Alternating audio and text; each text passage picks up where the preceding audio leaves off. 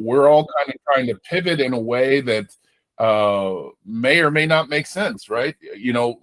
Jason, to give you a little context, last meeting we were talking about all these companies, firms that are creating their own bespoke forms and addendums to all this stuff. And it's just like, guys, stop all of that, because you don't even know what's going on. So you're trying to paint a house before there's a stick of wood on there. I mean, it's ridiculous.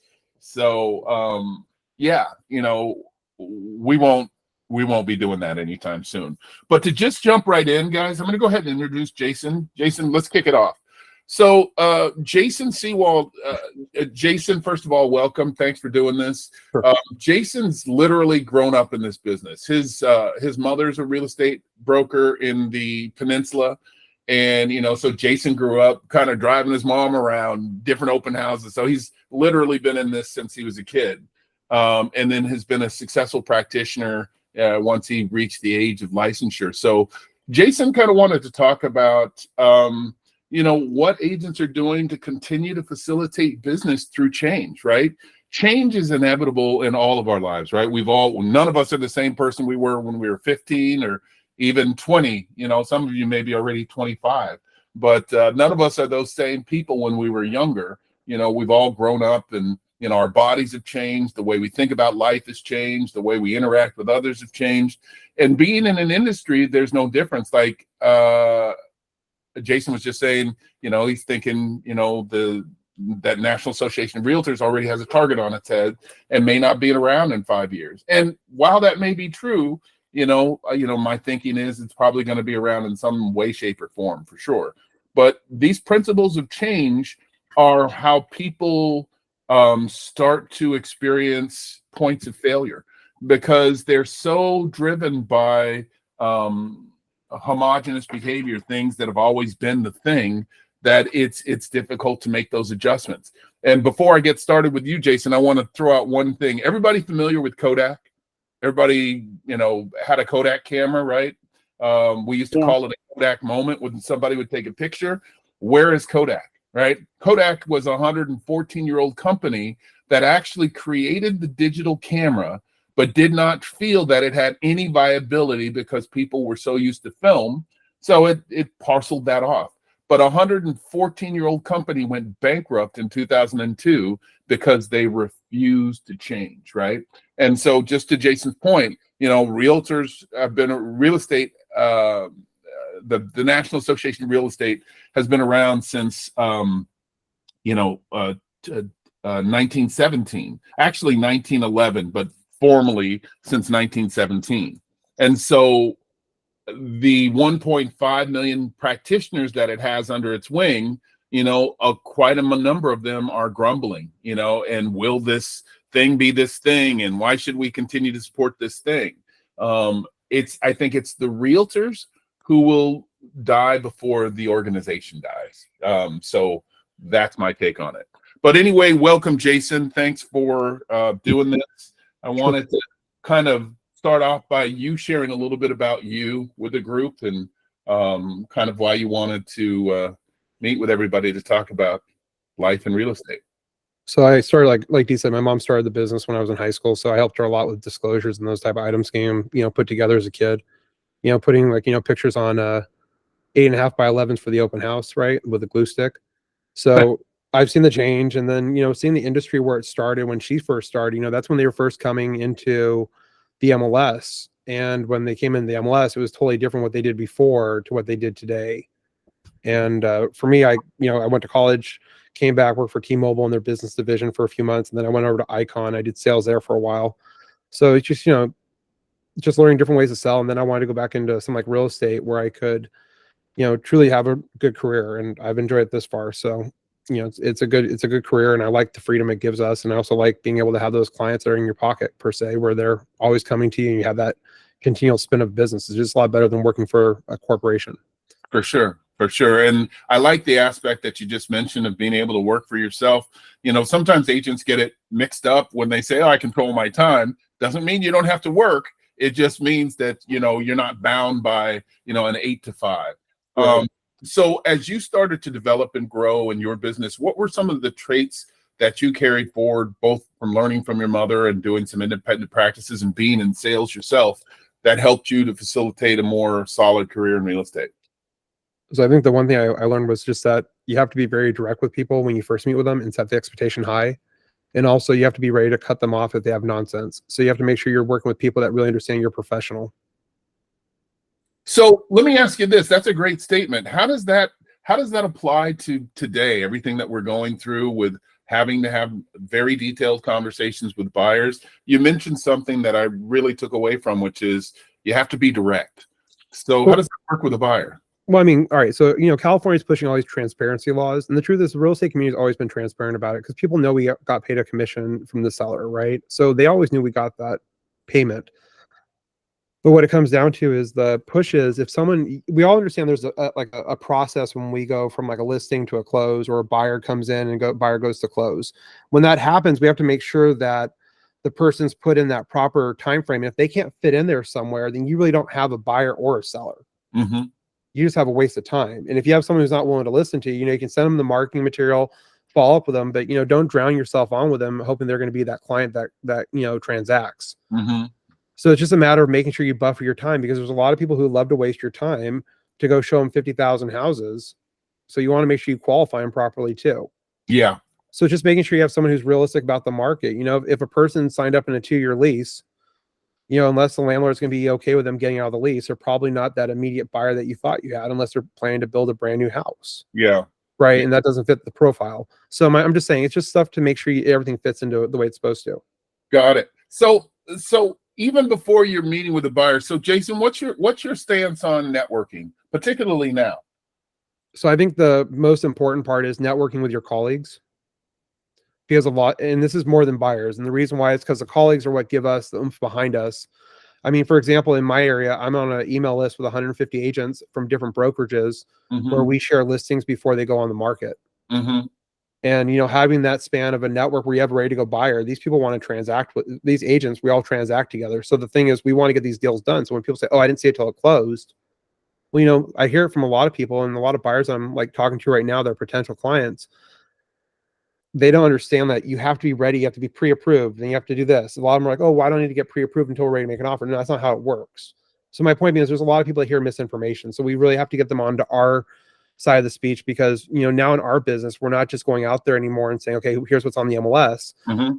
If you get a person who's a buyer and says, hey, I need a 4-bedroom house in this area, we have to show due diligence that we're going out there and actively trying to solicit those listings or see if we can transact, because the MLS is going to be a small portion of our business. Small portion. So in a meeting ago, we were just talking about like TAN networks, right? Yeah. And we know that the DOJ is kind of going after TAN networks. So TAN networks, in case you guys didn't know, Top Agent Networks, have been in a protracted lawsuit with NAR for, I want to say 6 years, give or take, 2018, 2019, sometime in that time frame, because NAR feels that TAN networks violate clear cooperation policy, mainly the exempt, in other words, making it available for all to sell.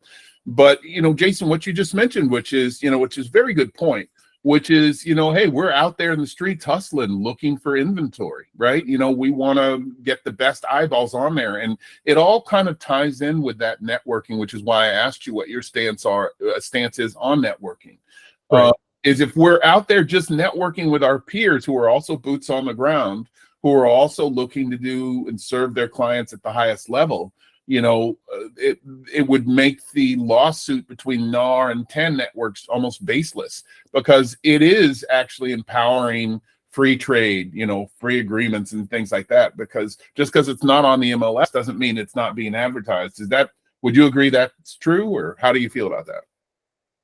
Well, I think there's the one thing we always forget is that we rely on instructions from our clients in our job. Mm-hmm. We're their fiduciary. So it means that if they tell us they want us to get it sold quickly, and they want us to put out to the best group of people, and we explain our strategy and they agree with it, mm-hmm. then that's the strategy we proceed with. Mm-hmm. And the thing is, TAN is a very effective way of getting a hold of people. I mean, everybody forgets that Trulia and Zillow and all those websites, including Realtor.com, are all commercial marketing websites. Yes. And we need to make sure we call them that. And if you're not properly defining them, you're actually putting yourself in a bad position. Sure. because you should explain to people, hey, when people do go onto Zillow and submit a lead, you're actually they're giving up like 35% of the commission to Zillow. Right. And you should tell them, you ever wonder why agents like me don't do that? Just tell them that, and say, I'd rather, we work hard, we go other avenues. We just don't use an online search.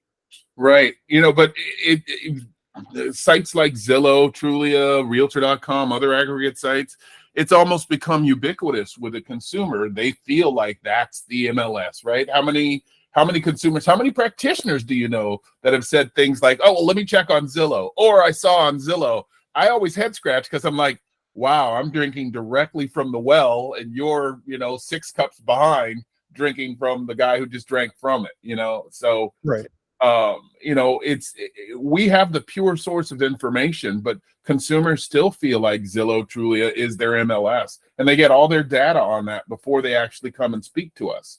So when we're talking about TAN networks, or just networking in general, I think that's the best holistic approach to actually creating inventory. And I want to break that out a little bit, Jason, in regards to, as we talk about inventory, given some of the change, what are ways that we can still continually and accurately create inventory so that we're always in business, irrespective of what may go on inside of the industry itself?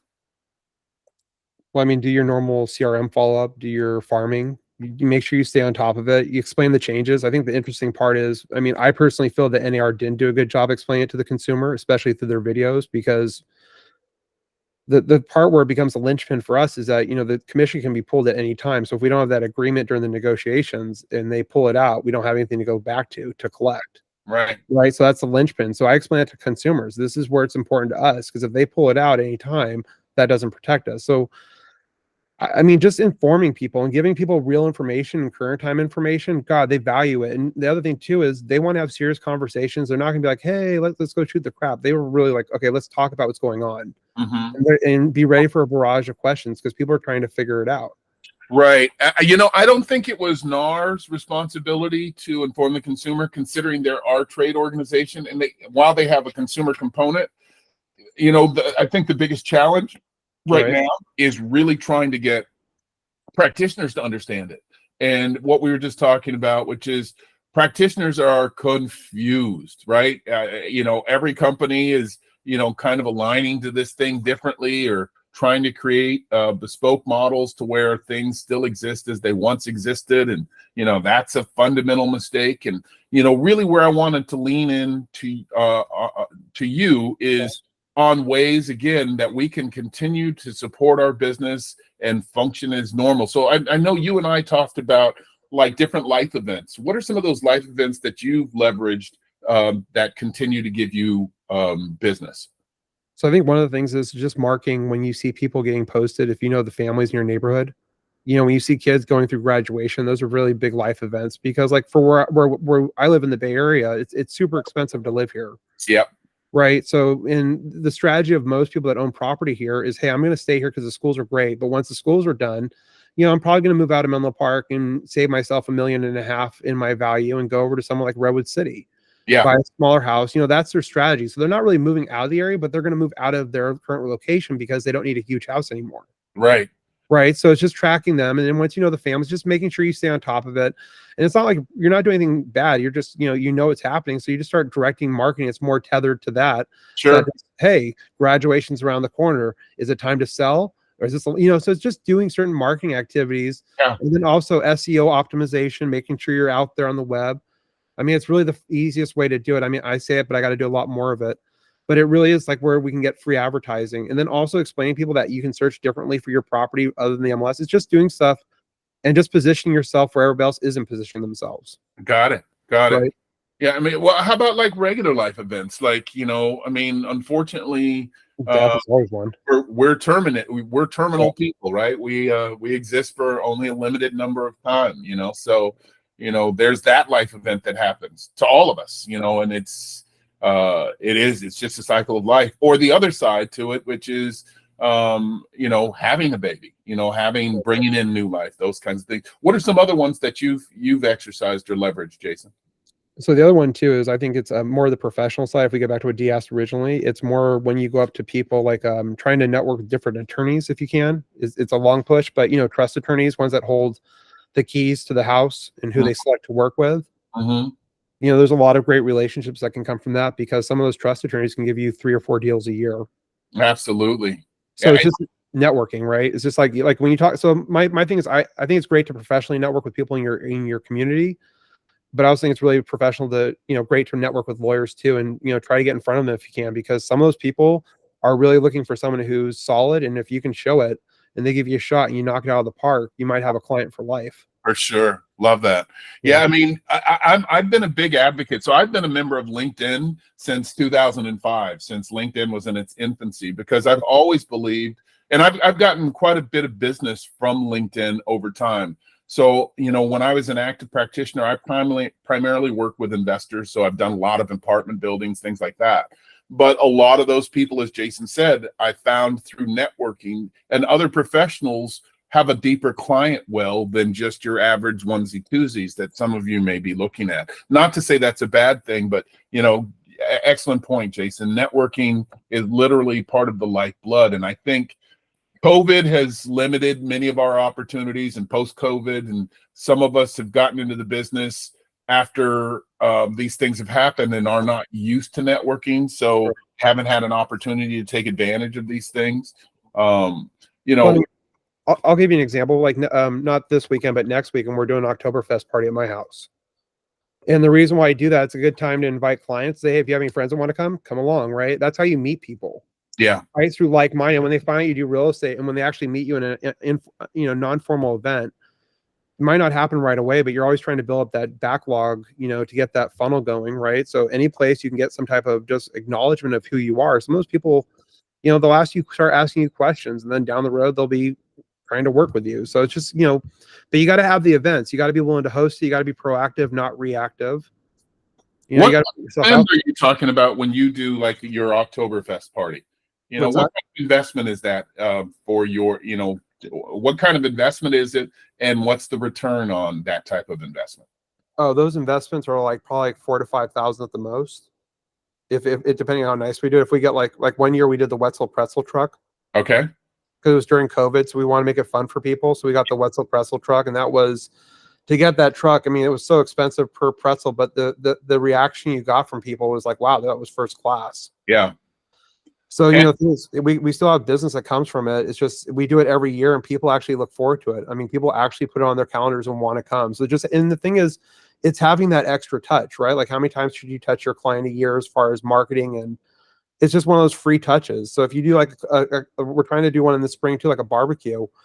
And the reason why is because why not have a place that's low stress, low environment, come on in, have a drink, have some good food and hang out. Sure. Right. And getting those conversations, you get so much more out of people when they're relaxed versus uptight. And let me throw something in on this. And I'm sure you were going to say this is, that party experience is not the time to hit people up for business, right? It's that time to socialize. And then you have an excellent opportunity to follow up and talk about business.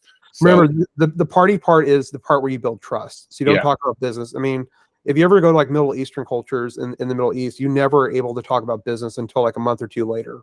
Sure. Everything there, they want to know who you are and what you're about, and if they want to deal with you. Right. Right. So what we're doing here is the same thing. Most people are trying to fill us out. That's why it's important to have our socials up to date and have stuff going out there, because when people see you're really professional, that's your pre-marketing game. Is like the .com is your like website for showing people what you're doing. And the one I'll say is try to do something different. And people like when someone does it different. And then, be their resource. So if, tell them, hey, I'm willing to stop by any time to give you advice. And that's what they're really looking for. Do you need a connection with someone? Here you go. Just be a customer service rep too. Jason, one thing I want to say about the brilliance of this is, guys, at the end of the day, even though we have an option and opportunity to be everywhere we've ever wanted to be, right? There's something to be said about the value of being hyper local, right? Because people are buying where we live, where we work, where we enjoy our communities, things like that. And the more you are in tune with the community in which you live and shop and function, the better opportunity you have to increase and grow your business, because you're already there, right? Trying to learn a new market, I think all of you would agree, is one of the toughest things ever, because you're learning little nuances that your consumer may already know. And if you're showing up and you're not, top of the heap in terms of the knowledge, that consumer has so many options available to them now that they didn't have in the past, that you're going to be pretty obscure very quickly.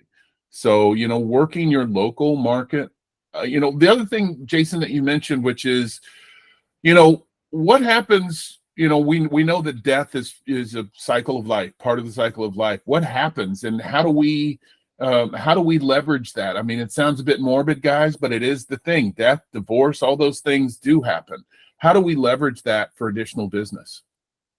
So I think the one thing to do is don't call and be pushy, and don't show up, because that's rude. Yes. But I'm saying put together a good marketing piece that you can mail in a nice envelope and say, "Hi, my name is so and so," and be very casual about it. Yeah. But professional. And in there, just say, "I want to give you an idea of what you can expect to happen with taxes in your property. Yeah. If you need any advice." And you remember, like, you're going to send these out all the time, and there's a good chance it's not going to stick. But your hope is that it will stick at some point. Yeah. Because there's going to be someone who sees it and goes, "Wow, that was really thoughtful. They sent that without being obnoxious." Yeah. And most people are going to, people in that state are a lot more sensitive.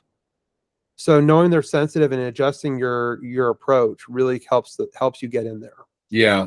And you're just being more informational than anything. You're giving your condolences. You're being more informational and sharing. Have you thought about these things? Because guys, especially as people become empty nesters, their children grow up and, start families of their own and things like that.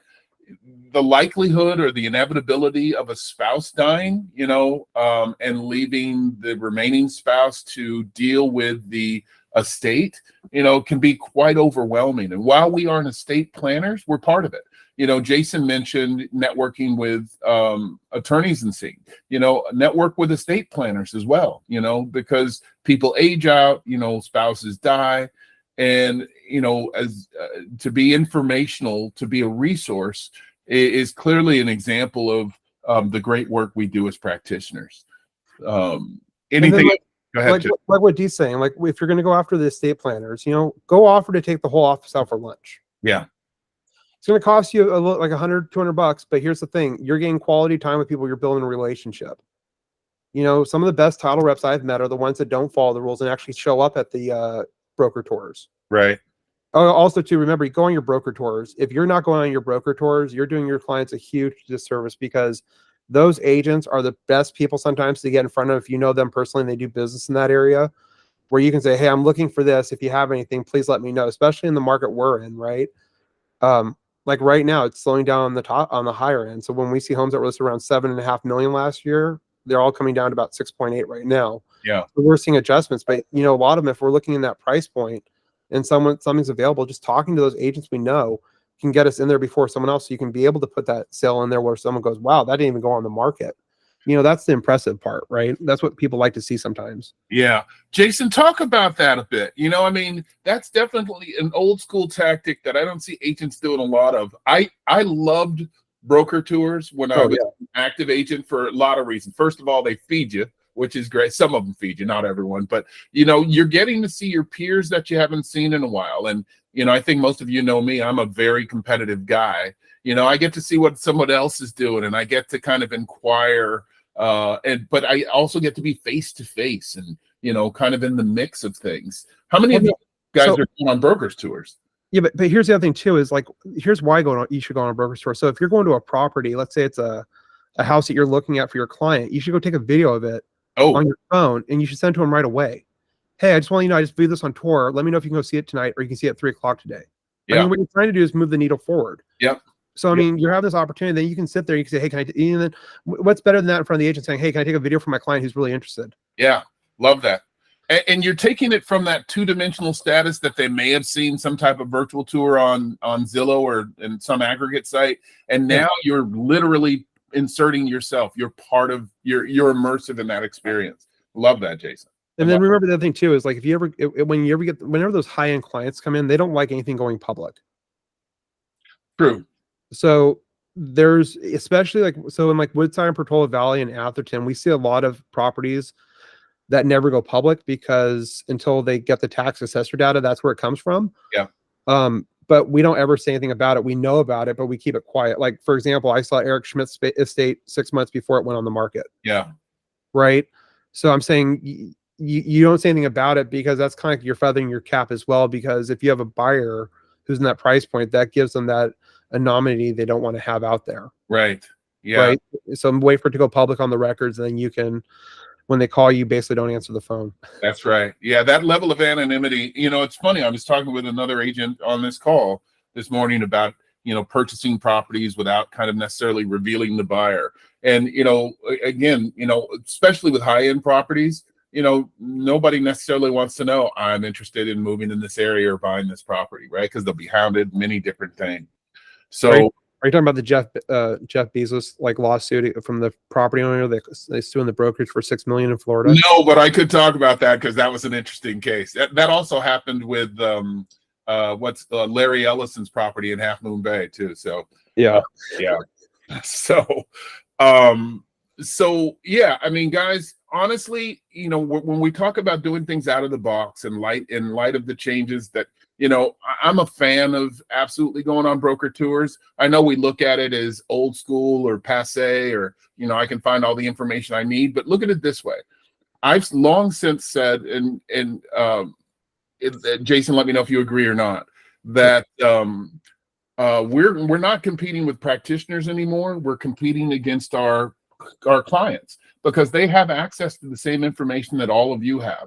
And doing something that sets you apart, like continually going on brokers tour to where you're seeing these properties live and in person and actually can speak to them intelligently and say, oh, but it has this, or the backyard has this big tree, and I know you said you wanted to put in a pool. Would that be a problem? You're able to see the intangibles that aren't listed on the MLS or that they can't find in Zillow.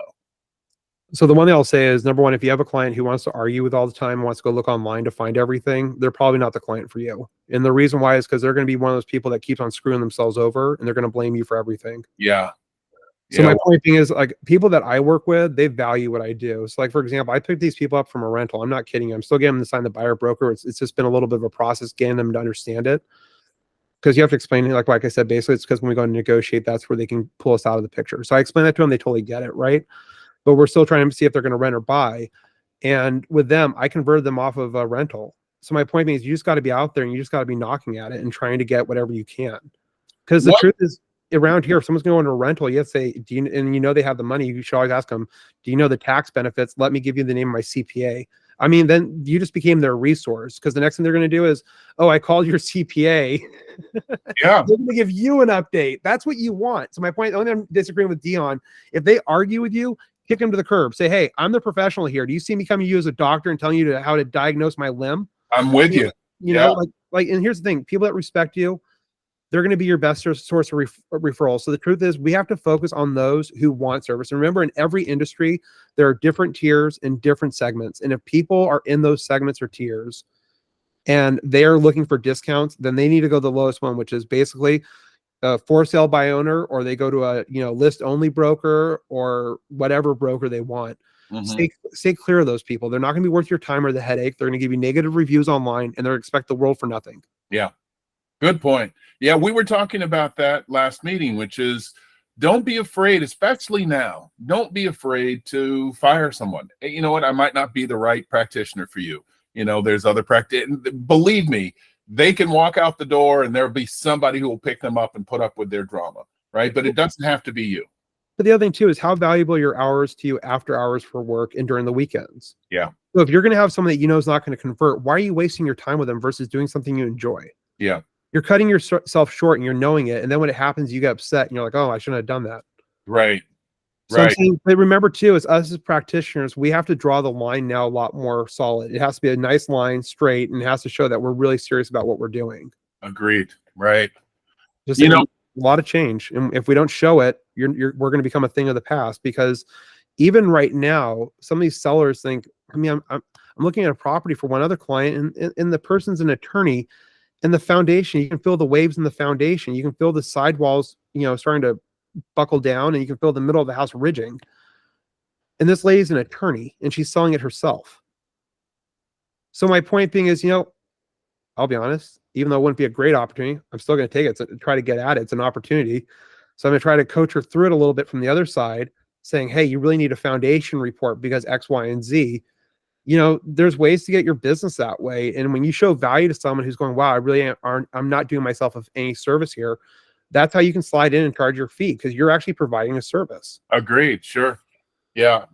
That's the way we need to look at it, guys. If you struggle with what to say, to your buy side clients in regards to compensation, you have to be able to articulate your value, as Jason's saying. We've said this a million times, right? But pivoting just a little bit, Jason. Sure. Well, you talked about attorneys. Another one of those unfortunate parts of life, and I'm not sure how you guys feel about this, is the dissolution of marriage, divorce, right? We live in a state to where 63% of all marriages end in divorce. And I'm only laughing because in my lifetime that needle hasn't moved much. It's only gone up, not down. But I mean, 63% of all marriages end in divorce. And, is that an opportunity to speak with someone about, either purchasing a home or selling an asset to satisfy the divorce? Jason, any thoughts on that? Always an opportunity. Always an opportunity, right? But here's the thing. When that happens, you have to stay as neutral as possible because both sides are going to try to drag you on their side. Sure. You need to reaffirm what your job is and your role in the process, that you're not there to argue with them, that you're there to get them the highest and best price. Yeah. And that, for it to succeed, they both have to cooperate well with you. I mean, like, you're going to be like the counselor. So in those situations, you're going to be the in-between, but you got to make sure you don't pick a side. You don't start taking calls that are personal, say, hey, we got to cut that out. It's not fair if I do it to you or for him, right? Whatever the situation is. So I'm saying you got to make sure whatever you do is walk that fine line. Yeah. But the thing is, you're going to have to build trust and you're going to have to be very upfront with them. And the truth is, I think with those situations, when you tell people, I'm here to sell your place and not take either side, people are going to take value in that. Yeah. They get it. They're feeling hurt all the time. Right. Because they're going to have to do it one way or the other. And even if the resolution is not the house being sold, you were a trusted advisor to both, right? And so down the line, when they're ready to do something, or if they do something, they'll consider you. Good point. I mean, being in California, and all of us are in California, right? We've talked about death. We've talked about, new families, things like that. We've talked about divorce. But, there's another reality that we all get hit with, which is when companies close or when we're changing jobs. How are we capitalizing and leveraging those opportunities? What are some things that you do, Jason, when someone either has a job loss or a job change in order to facilitate business? So on that side, I don't get involved in the job loss part. And the reason why that's a touchy subject for a lot of people, and we don't know their finances, so they could be perfectly fine on one income versus two. Sure. So the only thing I do is keep them consistent on the marketing as to save face. And the reason why is because, well, I mean, I'm concerned about all the companies leaving California.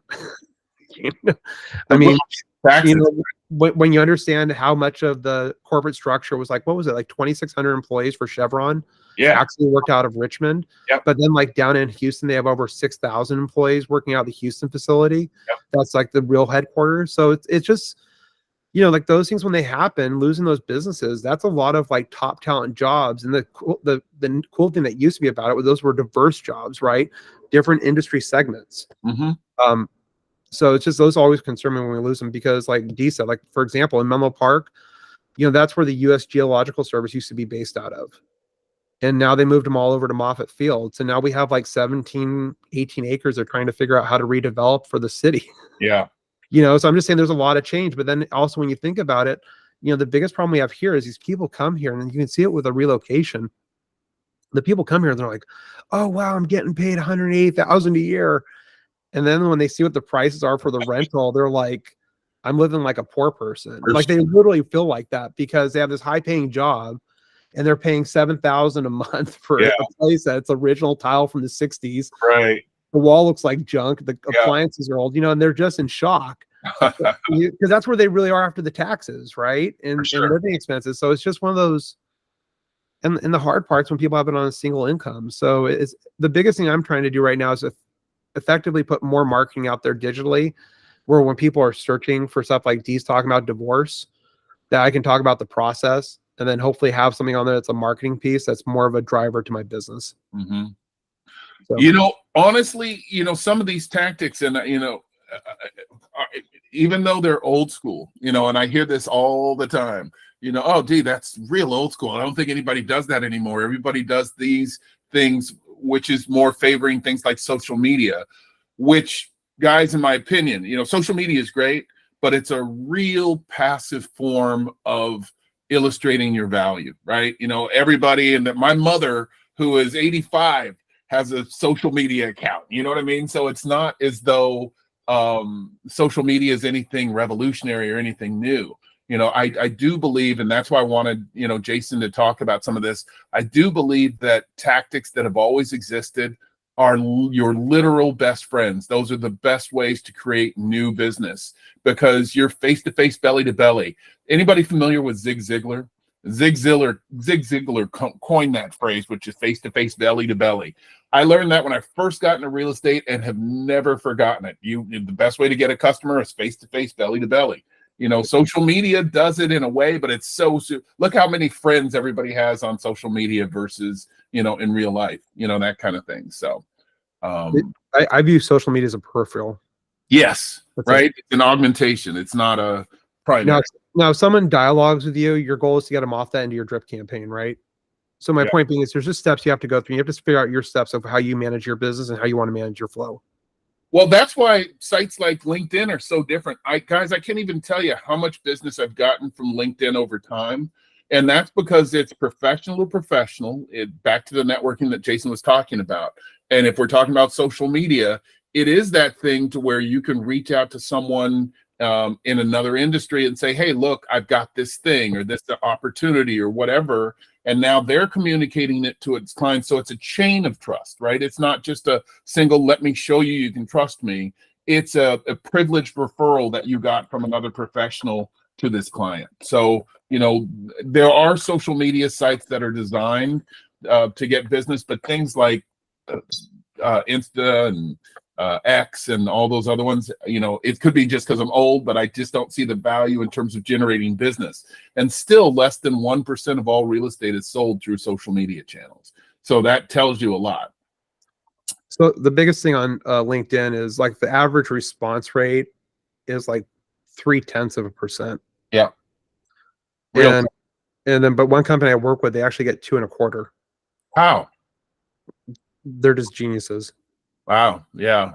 I mean, there's a secret sauce to it that we can't really talk about. But the thing is, the reason why we can't is because it's so. Even LinkedIn's trying to figure out how they do it because it blows their metrics out of the water, and they're a real estate focused marketing firm. So they're just trying. I mean, even when they went out there and they had a talk with the postal service, and that next, you get that informed delivery on your. They figure out a way to find out that they're mailing to you, and they actually have a way of putting an ad in there to put your brand in there. See, that's amazing. And then the U.S. Postal General came up to him, or one of the sub people, and said, "You know what you did is technically illegal but legal." Huh. They back-ended the whole system. Okay. So my point being is they developed what they saw coming, and they back-ended the system based on what they knew how it worked. Yeah. That's the kind of level of thinking we all have to get to for our areas. We have to get ahead of the market and understand where it's going and how to be the forward leader of the market. Well, we talk about being ahead of the market, right? But again, so many practitioners don't put in the work, right? We look at the amount of money we make, 50, 60, 70,000 in some cases per deal, sometimes more, Right. Sometimes less, but we don't really quantify or qualify the work that goes into it. And guys, honestly, let it be said, real estate is work. We're not all millionaires, and we didn't just fall into that. We are careful studies of what happens on a day-to-day. So go ahead. Here's an example, right? So there's a lady I was talking to, and her husband's a concrete pumper, so he has the truck that pumps the concrete through the hoses to the site. Got it. And, the one thing we're talking about during the pandemic was how many guys were drinking on the job, right? As far as alcohol on the job, and we all know that's a big no-no. And it's just then I look at other opportunities, like Dino's. I'm going to go for my broker's license early next year. And the reason why I'm doing that is just to expand the service portfolio, because there's other ways to capture business. Because if you see someone that has like 5 properties in your area, and they have money to invest in them, why not help them be like, hire someone down the road to be a property manager for you so you can get the business out of it. Yeah. So, you know, just trying to figure out those different avenues, those different streams to make a big river. Yep. That's exactly it. Yeah. Making a big river. And here's one that's near and dear to my heart. And Jason, so how do you go after people who are looking at retirement? Right. I'm in that category. So the people in retirement, it's really having a discussion with them about where they're thinking they're going to go, seeing if they talk to the right people, like a financial planner and a CPA. Yeah. The reason being is a lot of them don't think their capital gains will be that bad. Right. Without thinking it's going to be bad. And, you know, if you bought here 30 years ago, you bought for, let's say in my neighborhood, like 400, 350,000, 400. Yeah. Now it's worth 2.8, 3 on lot value. So my point being is, that's a significant gain unless you did a completely brand new build for a couple million. Yeah. You know, you're going to be in pain. So my point being is just making sure people know what they can do. And the other thing too, is I pitched this before, is we rent out their house for like 3 years. I'm not kidding you. And if they have the money for it, they buy something else. And then we 1031 out of it, their current residents, to avoid the gains. And they buy a commercial property somewhere else. Smart strategy, right? You know, don't sell immediately, rent it out. That way they're deriving some income from the rental. They've already found their replacement home, and the rental income is covering their replacement home if they didn't buy all cash. And now they're leveraging their property to where they're realizing the long-term value of money through their retirement years. That's a great strategy. Love that. Love that. So, I mean, but it's also, you know, the cool thing is we have these discussions with different buyers and sellers, that these are where these strategies come up, because when you start being in this like, collaborative group of CPA and, you know, the title officer, you and the client, you can really discuss it. And then you get a 1031 company involved. You know, you're really having this cool experience with the buyer where you're like, hey, let's lead you through the process. And that's our job, is really to get people through the process, right? Mm-hmm. Help them understand the price, negotiate. We're really here just to guide people. Right. And, you know, Jason, when you were talking about networking, you know, networking's reciprocal, guys. It's lawyers are looking for clients just like you're looking for clients. CPAs are looking for clients just like you're looking for clients, right? Anybody you're networking with from a professional standpoint, you know, share the love, share the wealth. I've long since talked about it. You know, Jason just said something, which is, you know, the best masterminding group is you masterminding with folks from other industry, right? It used to be a staple of most Chamber of Commerce meetings, right? You'd have all of these different vendors and businesses all in one room talking about, you know, what they're doing to get business, best practices locally. And that's why I'm saying it, you know, it's still such a solid move for you to be hyper local. You're going to get more business in your local market than you are, you know, down in San Diego if you live in Sacramento, or in LA if you live in Yuba City, right? It's not the best use of your time, not to mention either the windshield or the flight time for a deal. I mean, all the proceeds of your deal are going to be eaten up just from travel alone. So really think about how you're structured right now, because right now what we're talking about is survivability. A couple of points that I wanted to talk about that Jason brought up, which is, you know, utilizing old school things. Like, Jason, don't you go to the county assessor's office? Yeah, sometimes. Yeah. I mean, doing old school things like that, even though it may feel like a waste, and these days you can do a lot of things with the county assessor online, but, you know, doing some research yourself, right? Not just the run of the mill stuff, guys. Flyers are great, but flyers are a supplementation of you actually door knocking and, you know, as I said, getting face-to-face, belly-to-belly. I know there's still some concerns about safety and things like that, but if you know that you're not pitching anything for sale at the door other than an introduction, hey, I'm your local realtor, just wanted to let you know these things are going on in the neighborhood, reach out to me. I'd love to stop back or keep you posted. Can I get your contact information just to stay in touch, right? You're not selling anything, because, you know, most agents are in the habit of going, hey, are you looking to sell your property? Are you looking to buy or sell? Which is a turnoff, because there's no relationship developed, and now you've become just another annoyance rather than a resource. Right. So, Jason, we're looking at time. Anything else you want to add? Yeah, just remember one thing, like Dee said. So I would say this for the new strategy, instead of door knocking, do door hangers. Knock, and if you don't see, no one comes up there. For example, if you have a listing in there, you're hosting for the open house, ask the agent if you can go around with door knockers that put your name on there as hosting the open house. You know, there's a lot of agents get busy and it's not their area. They'll let you put something out there to help them market it out there, and they'll some appreciate it, some get a little upset, but whatever. Just ask them and see if you can do it. And if it's your listing, go out there with door hangers, knock on the doors, and just let the neighbors know, hey, I'm going to be holding this house open on Saturday or Sunday, and if you like to come on by, here's some information on the door hanger, but we're just trying to let you know about it before it comes on the market, right? And the upside is it's the same brokerage, so you've really not pushed the boundaries of anything, because we really can only do open houses for those inside of our brokerage. So you're not, it's the broker, it's the same broker hosting the open house. So absolutely a way of leveraging the neighborhood for an open house, because neighbors are curious. Anybody who's done an open house knows that Saturday or that Friday, whenever your first open house is, the majority of people are neighbors, right? They're neighbors. I just wanted to see what Sally did with the kitchen. Oh, this is gorgeous, right? So other in the interest of time, other tricks and tips you want to share, Jason? No, I mean, just remember, what you find out is your proprietary information that you need to keep to yourself, because you need to leverage that to your clients. Right. Absolutely. Guys, are there questions for Jason? Jason, I want to take some time and really thank you for, coming in and sharing this knowledge. I know we've been talking about this for a bit. We may do this on an ongoing, but it's an absolute excellent opportunity for you guys to hear kind of what your peers are doing, what works, what doesn't work. Now's a great time to ask questions or provide some additional input if you have some. Anybody have any additional questions they want to share? Does anyone do anything they do they want to share that is a good way to do it? I mean, I'm always open to hearing people's thoughts. I don't have any questions. Okay. But if anyone has input, I'd love to hear other people's input. I think collaborative working is the best way to learn.